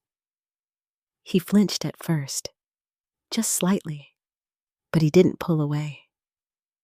"I'm sorry," she whispered. He looked at her, confused. "For what?" "For not knowing you," she said. Noah studied her face. Then something softened in his expression. "It's okay," he said. "No," Rachel replied, her voice breaking. "It's not. But I want it to be, and for the first time since this all began, I saw it. Not just understanding, not just acceptance, but the beginning of something new, something fragile, something uncertain, but real. Connection." And as I stood there, watching my daughter hold the hand of the boy I had promised to protect, I realized something I hadn't allowed myself to believe before. Maybe, just maybe, this wasn't the thing that would tear us apart. Maybe it was the thing that would change us into something stronger. I thought the hardest part was over. I was wrong. Because understanding the truth is one thing. Living with the consequences of it is something else entirely. The shift in Rachel didn't happen all at once. It wasn't a sudden transformation or a clean resolution. It was quieter than that, more complicated. After we left Noah's room that day, she barely spoke during the drive home. Not to me, not to Derek. She just sat there staring out the window, her mind clearly somewhere else, somewhere between the past she thought she knew and the reality she had just stepped into. Derek, on the other hand, didn't stay quiet for long. "This changes things," he said about 10 minutes into the drive. Rachel didn't respond. I kept my eyes on the road. "It confirms what we suspected," he continued. "There's a long-term financial commitment here that wasn't disclosed properly." "Derek," Rachel murmured, her voice low. But he didn't stop. "We need to look at this objectively. This isn't just emotional. It's legal. It's financial. It could affect everything." I exhaled slowly. Not everything, I said. He scoffed. No. Because from where I'm sitting, it looks like you're funneling a significant portion of your assets into a private medical arrangement with no formal safeguards. It's not like that. Then what is it like? He pressed. I glanced at him briefly through the rearview mirror. It's a promise. He shook his head immediately. That's not a structure. That's not protection. That's risk. Rachel finally turned her head slightly. Can you stop? She said softly. Derek paused. Rachel, I know what you're trying to do, she interrupted, but not right now. Her tone wasn't angry. It was tired, and for once Derek respected that. The rest of the drive passed in silence, but the tension didn't disappear. It just settled, waiting. When we got home, Rachel didn't go inside immediately. She stood on the porch, her hand resting lightly on the railing, her eyes distant. I joined her. Talk to me, I said gently. She let out a long breath. I don't know how to feel, she admitted. That's okay. No, it's not, she said, shaking her head. Because I thought I understood everything. I thought I knew who Dad was, what our family was. I stayed quiet. Let her speak. And now, her voice cracked slightly. Now I realized there was this whole other part of his life, this whole other person he cared about. She turned to me. Did you ever suspect anything? I shook my head. No. She nodded slowly. That almost makes it worse. I know. She looked back out at the yard. He loved us, she said. Yes, but he also loved him. Yes. Rachel swallowed. And he didn't think we could handle that. That was the part that hurt the most. Not the secret, not even the betrayal, but the lack of trust. I think he was afraid, I said. Of what? Of losing you. Rachel let out a quiet, bitter laugh. Well, he wasn't wrong. The words lingered between us. Honest, painful, true. Behind us, the front door opened. Derek stepped out, holding a folder in his hand. I need to show you something, he said. Rachel sighed. Derek, no, this is important. Behind us, the front door opened. Derek stepped out, holding a folder in his hand. I need to show you something, he said. Rachel sighed. Derek, no, this is important. His tone had shifted again. More serious, more urgent. Something was wrong. I turned fully toward him. What is it? He walked closer, opening the folder. These are your recent financial statements, he said, handing them to me. I frowned. How did you? That's not the point, he interrupted. It was very much the point. But I looked anyway. And as my eyes moved across the page, my stomach dropped. The numbers, the withdrawals, the transfers, they were all there. Clear, unavoidable. You've already moved more than I thought, Derek said. Rachel stepped closer, looking over my shoulder. How much is that? She asked. I didn't answer. I couldn't. Because seeing it like this, laid out in black and white, made it real in a way it hadn't been before. It's not sustainable, Derek said bluntly. At this rate, you're going to deplete a significant portion of your assets within 2 years. Rachel's eyes widened. 2 years. That's a conservative estimate, he replied. She looked at me. Mom, is that true? I hesitated, and that hesitation said everything. Rachel stepped back slightly. Oh my God, it's not that simple, I said quickly. Then explain it, she shot back. I'm managing it? No, you're not, Derek cut in. You're reacting. There's no long-term plan here. There is, I insisted. What? He demanded. Hope. Rachel turned to him sharply. Stop.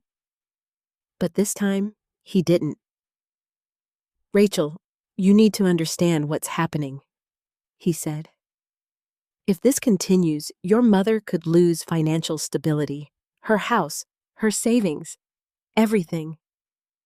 I'm not going to let that happen, how he pressed. By writing more checks, the argument was escalating again. Faster this time. Sharper. Because now it wasn't just emotional.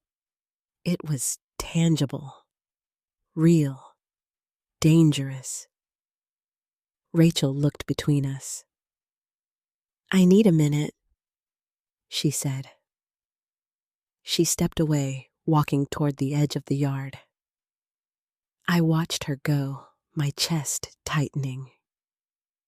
Because I knew this was the breaking point, not the discovery, not the truth, but the cost. And then Derek said something that changed everything. If you won't stop this, he said quietly, I'll have to take action. I turned slowly. What kind of action? He met my eyes. Cold, controlled, the kind that protects Rachel's future. A chill ran through me. You don't get to decide that. I do if you're putting everything at risk. Rachel turned back toward us. What are you talking about? She asked. Derek didn't look away from me. Financial guardianship, he said. The words hit like a thunderclap. Rachel froze. What? If a court determines that someone is not managing their assets responsibly. You're not serious, I said. I am. Rachel stepped forward, her voice shaking.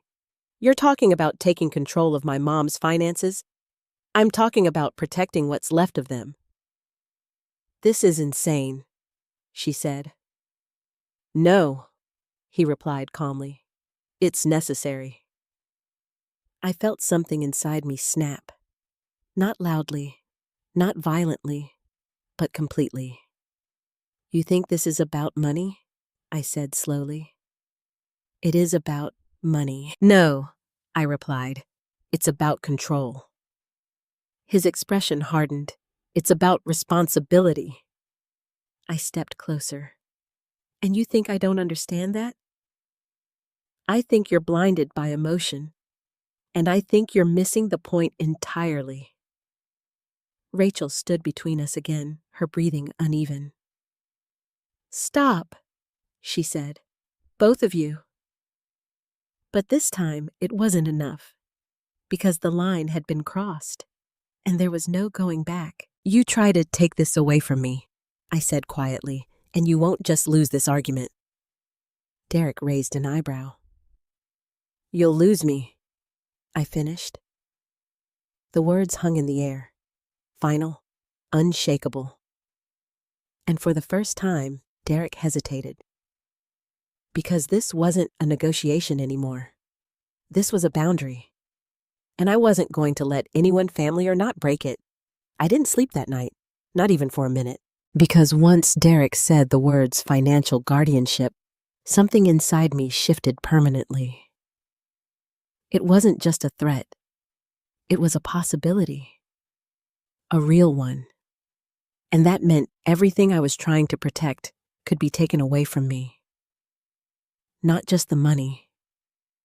Not just the decisions. But Noah.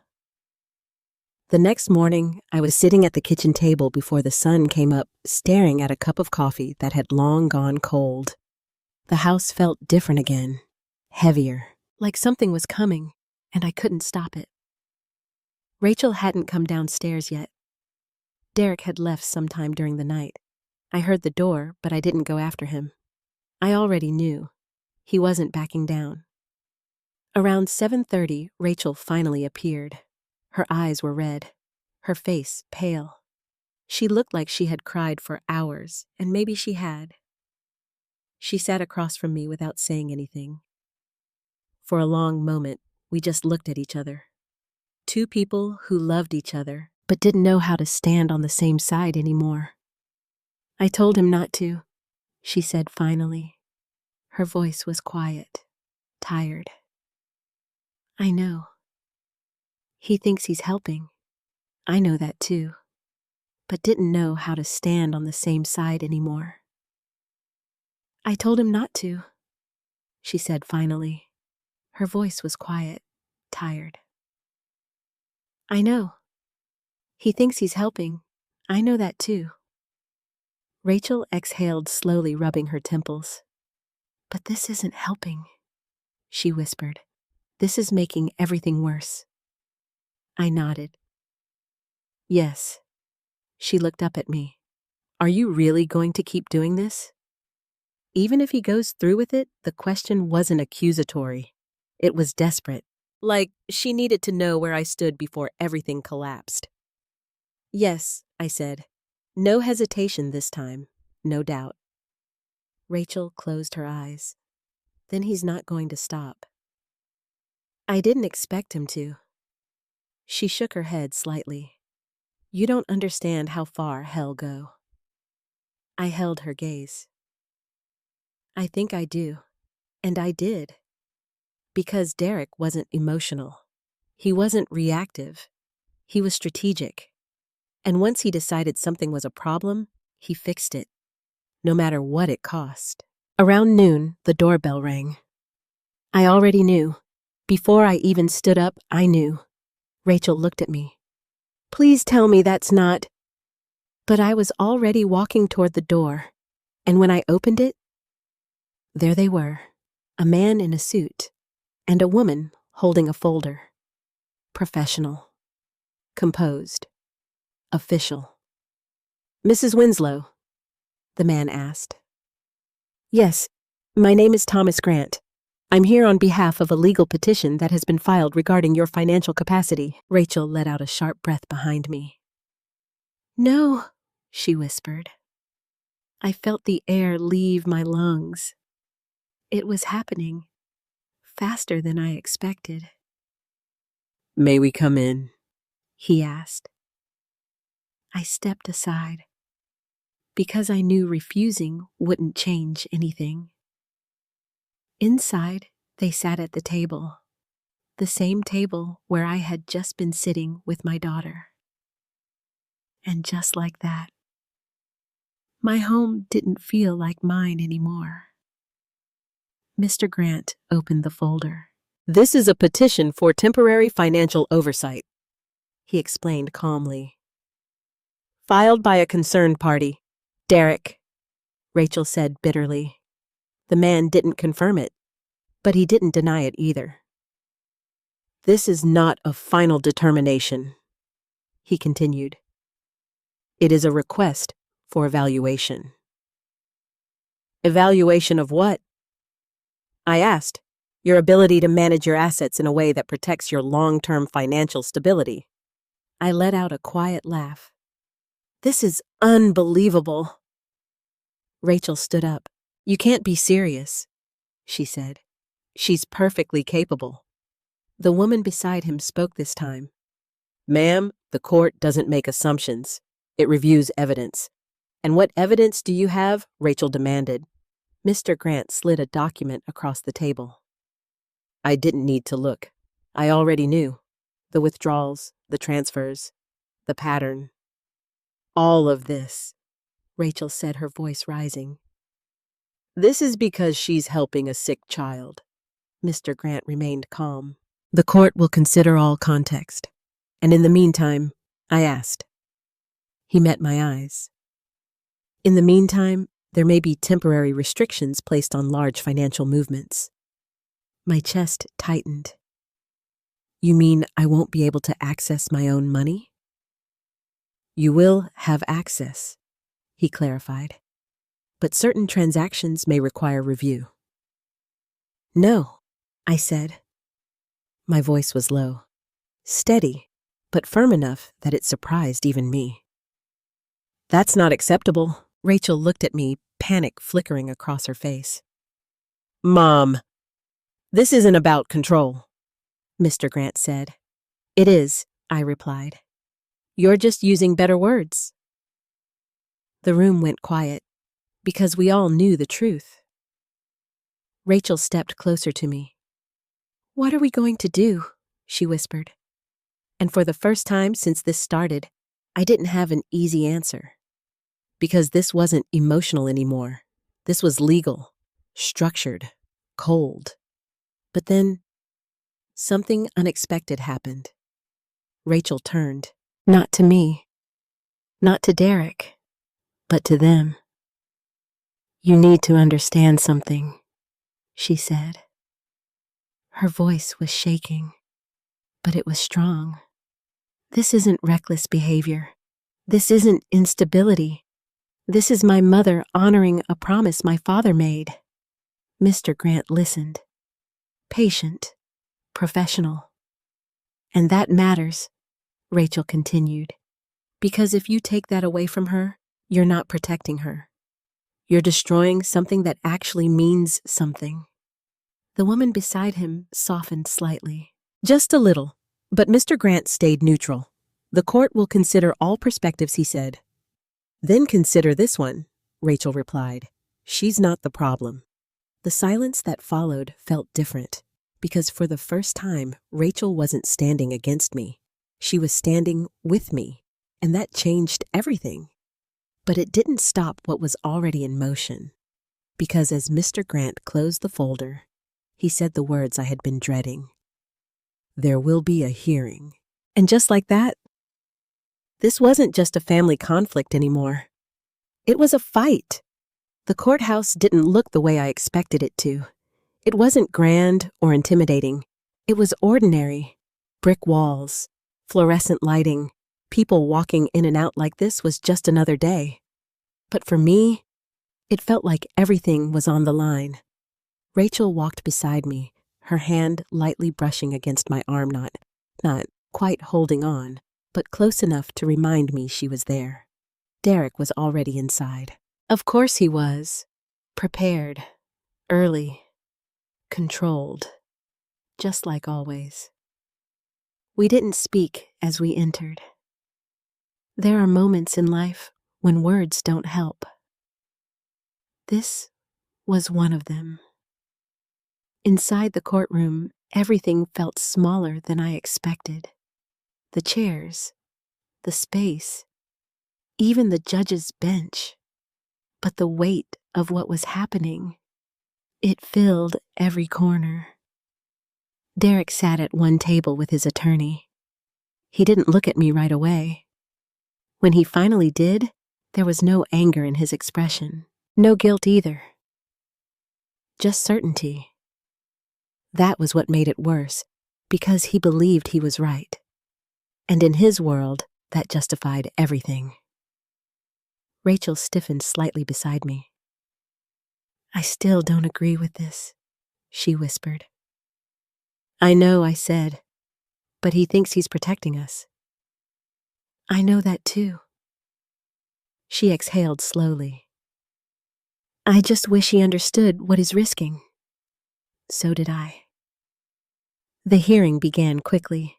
Formal introductions, statements, legal language that sounded clean and structured, but cut deeper than anything emotional ever could. Derek's attorney spoke first. "Your Honor, this petition is not about punishment. It is about protection. Mrs. Winslow has engaged in a pattern of financial behavior that raises concerns about long-term sustainability." I stopped listening after that, not because I didn't care, but because I already knew what they were going to say. Numbers, withdrawals, risk, instability. To them, that was the whole story. Then it was my turn, or rather, my attorney's. A woman named Linda Harper. Calm, direct, unshaken. "Your Honor," she began, "this case is being presented as a financial concern. But at its core, it is a misunderstanding of intent." The word intent echoed in my mind. Because that was exactly what this came down to. Not what I was doing, but why. She is not acting irrationally, Linda continued. She is acting with purpose, with commitment, with full awareness of the choices she is making. Derek's attorney shifted slightly. But purpose does not negate risk, he argued. No, Linda replied, but it does define responsibility. The judge listened carefully, neutral, unreadable. That was the hardest part. Not knowing which way this was going, not knowing if the truth would matter, or if it would be reduced to numbers on a page. Then something unexpected happened. Mrs. Winslow, the judge said, looking directly at me. Would you like to speak? My heart skipped. I hadn't planned to. That wasn't the strategy. But in that moment, I realized something. This wasn't just about legal arguments. This was about being seen, being understood. So I stood. My hands trembled slightly, but my voice stayed steady. I understand how this looks, I began. I glanced briefly at Derek, then back at the judge. I understand the concern, the numbers, the pattern. I took a breath. But what you're seeing isn't recklessness. The room was silent, completely still. It's a promise, I said. I saw Derek shift slightly, but I didn't stop. My husband made a commitment before he died, to a child who had no one else, and he asked me to continue it. The judge's expression didn't change, but I could feel the attention in the room shift. He didn't tell us. I continued, not me, not my daughter, and that hurt. Rachel's eyes filled beside me, but he still showed up for beside me. But he still showed up for that child. For years. Quietly. Consistently. I swallowed. And now that responsibility is mine. Derek's attorney stood. Your Honor, with all due respect, emotional reasoning does not replace financial responsibility, that child. For years.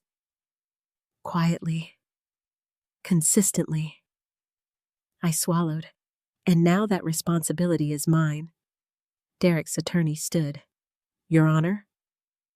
With all due respect, emotional reasoning does not replace financial responsibility. Rachel stood up. Suddenly, unexpectedly. Then let me speak, she said. The entire room turned toward her. Even Derek looked surprised. Rachel, he began. But she shook her head. No. She turned to the judge. I was the one who thought she was hiding money, she said. Her voice trembled but didn't break. I was the one who pushed this, who questioned her, who believed something was wrong. She took a breath. And I was wrong. The words landed hard, clear, final. My mother isn't unstable, she continued. She's doing something I didn't understand at first. But I do now. Derek stared at her. Rachel. No, she said again, firmer this time. You need to hear this too. The tension in the room shifted. Completely. She's not losing control, Rachel said. She's choosing to care for someone who would be alone without her. She looked at the judge again. And if that's considered irresponsible, then I think we're defining responsibility wrong. Silence. Deep. Unavoidable. Because that wasn't legal language. That was truth. Raw. Unfiltered. Human. The judge leaned back slightly, considering everything. The documents. The arguments. The emotion. The reality.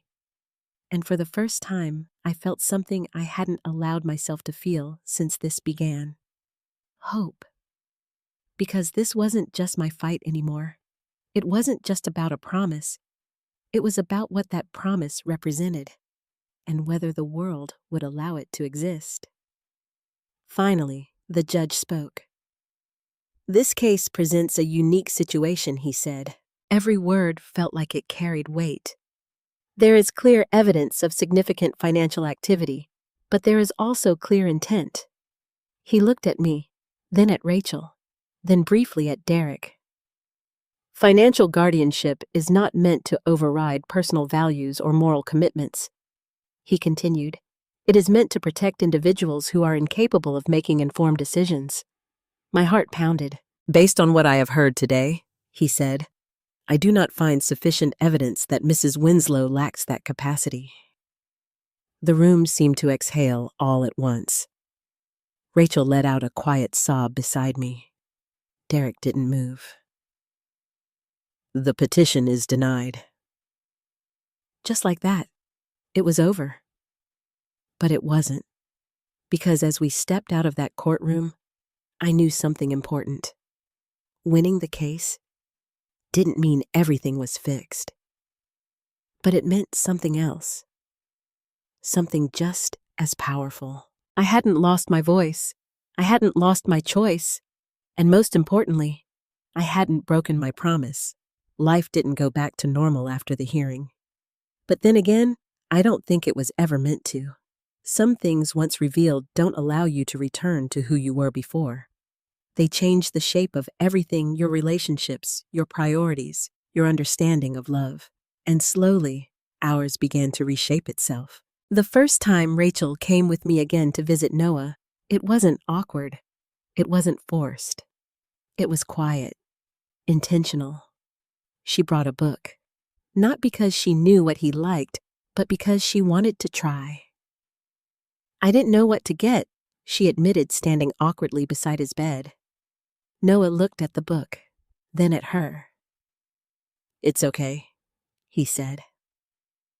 Rachel gave a small, uncertain smile.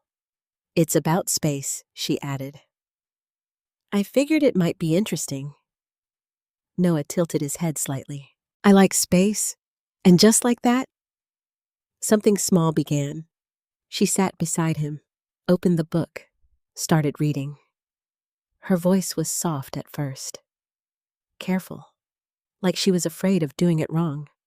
But Noah listened, really listened, and over time, her voice steadied. That became their routine. Not every day, not perfectly, but consistently. And consistency is how trust grows. Derek didn't come back with us. Not at first. He kept his distance, partly out of pride, partly out of uncertainty. Because for someone like him, this situation didn't fit into a system he could control. But even he began to shift. It started with questions. Not accusations, just questions. How is he doing? Are the treatments helping? Is there a long-term plan? I answered every one of them. Because I realized something important. Derek didn't lack care. He just expressed it differently.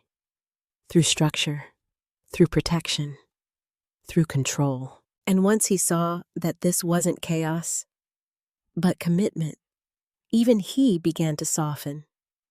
The financial side didn't magically fix itself. There were adjustments, careful planning, long conversations. Rachel helped with that. Not to control me, but to support me, to make sure I could continue what I had promised without losing everything else in the process. And for the first time, it felt like we were working together, not against each other. One afternoon, a few weeks later, I walked into Noah's room and found something I didn't expect. Rachel and Noah were laughing, actually laughing, over something small, something I didn't even understand, but it didn't matter. Because the sound, it filled the room, warm, alive, real. Rachel looked up when she saw me. Her smile didn't disappear this time. It stayed. "He's funny," she said. I raised an eyebrow. "I've been trying to tell you that." Noah shrugged slightly. "I'm not that funny." You are, Rachel insisted. He didn't argue, but I could see it in his eyes. He believed her. And that was everything. Because for the first time, he wasn't just someone being taken care of. He was someone being known. That night, after we left the facility, Rachel and I sat in the car for a while before driving home. Neither of us was in a hurry. I was so angry at you, she said suddenly. I know. I thought you were choosing something over me. I looked at her. I wasn't choosing him instead of you. I know that now. She paused. You were choosing something bigger than both of us. I nodded. Yes. She leaned her head back against the seat. And I think that scared me more than anything. Why? Because it meant I didn't understand you anymore. I smiled faintly. That goes both ways. She laughed softly. Yeah, it does. There was a moment of quiet, but this time it wasn't heavy. It was peaceful. Do you regret it? She asked. The question was gentle, careful, but important. I thought about everything. The conflict, the loss, the fear, the risk. And then I thought about Noah, about the way he looked at us now. Not with caution, not with distance, but with something else. Belonging. No, I said. Rachel nodded slowly. Good. She turned to me. Because I don't think I do either. That was the moment I knew we were going to be okay. Not perfect. Not unchanged, but stronger. Because sometimes the things that break you apart are the same things that rebuild you in a better way. And Thomas, he had known that, even if he didn't know how to tell us, even if he was afraid we wouldn't understand. He had trusted me to carry something forward, something bigger than fear, bigger than secrets, bigger than comfort. And now, we were carrying it together. Months later, Noah came home. Not permanently, not yet, but enough. Enough to sit at our table. Enough to walk through the house. Enough to become part of something that had once felt broken. And as I watched Rachel show him where everything was, as I watched her laugh when he asked too many questions, as I watched her become something I hadn't expected, I realized something simple. Family isn't just who you start with. It's who you choose to protect, who you choose to show up for, who you choose even when it's hard. And sometimes, the most valuable thing you protect isn't money. It's a life, a promise, a second chance, and that is worth everything. There are moments in life when the truth doesn't look the way we expect it to. Sometimes what appears to be secrecy is actually sacrifice. What looks like betrayal may in reality be an act of quiet love. This story reminds us that not everything valuable can be measured in money logic or even fairness. Some of the most important things in life are invisible at first: loyalty, compassion, and the courage to stand by a promise when it would be easier to walk away. Cole's journey shows that love is not always comfortable. It asks us to make difficult choices. It asks us to risk being misunderstood. And sometimes it asks us to stand alone before others can finally see what we see. But it also shows something else. Just as powerful people can change. Hearts can soften. And even when conflict feels like it might break a family apart, truth and empathy can slowly bring it back together. In the end, protecting what truly matters is not about holding on to what is safe. It is about choosing what is right, even when it costs you something. So I want to ask you, if you were in Cole's position, would you have made the same choice? Would you protect that promise? even if it meant risking everything else. Share your thoughts and feelings in the comments. I would truly love to hear your perspective. And if this story touched you in any way, consider subscribing to the channel for more stories that explore the depth of family love and the choices that shape who we become.